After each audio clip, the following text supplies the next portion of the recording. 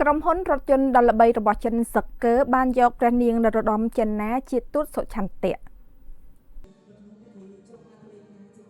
ព្រះនាងនរោត្តមចេនណាដែលត្រូវបានមហាជនកោតសរសើរពីទេពកោសល្យផ្នែកសិល្បៈចំណេះដឹងពេលនេះបានក្លាយជាទូតសុឆន្ទៈ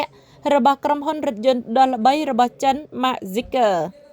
មានបន្ទូលក្នុងពិធីចុះហត្ថលេខាជាផ្លូវការលើកិច្ចព្រមព្រៀងទូតសុឆន្ទៈរបស់ក្រុមហ៊ុន One Road Group នារសៀលថ្ងៃទី18ខែមិនិនាឆ្នាំ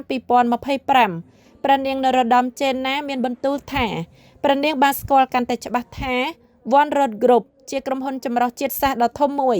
មានអាជីវកម្មគ្របដណ្ដប់ក្នុងពិភពលោកជាង20ប្រទេសនិងតំបន់ដោយមានទីស្នាក់ការកណ្ដាលនៅទីក្រុងឌូបៃក្នុងអគារខ្ពស់ជាងគេលើពិភពលោក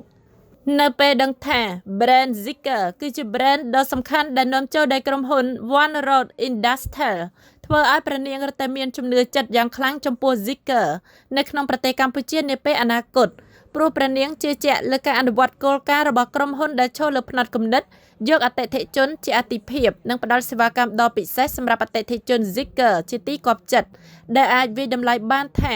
រថយន្តអគ្គិសនី Ziegler ពិតជាមានសន្ទុះយ៉ាងឆាប់រហ័សក្នុងទីផ្សារ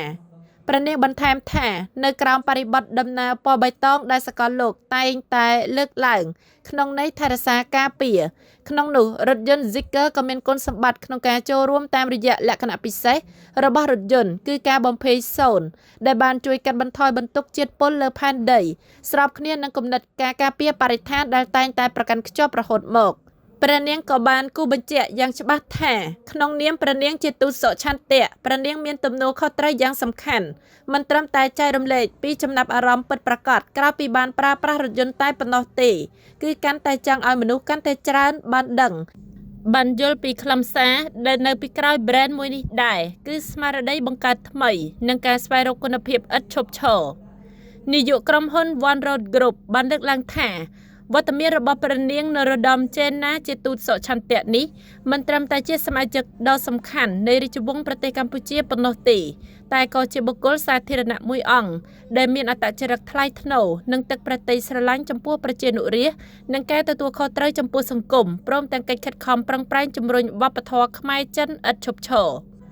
លោកជឿជាក់ថាការគាំទ្ររបស់ព្រះនាងនឹងបង្កើនប្រជាប្រិយភាពនិងកេរ្តិ៍ឈ្មោះ brand របស់ក្រុមហ៊ុន One Roadនៅក្នុងប្រទេសកម្ពុជាក៏ដូចជាតំបន់អាស៊ីអាគ្នេយ៍ទាំងមូលចូលរួមជាកម្លាំងចលករដ៏រឹងមាំថ្មីមួយទៅក្នុងកិច្ចសហប្រតិបត្តិការសេដ្ឋកិច្ចនិងពាណិជ្ជកម្មរវាងចិននិងកម្ពុជា។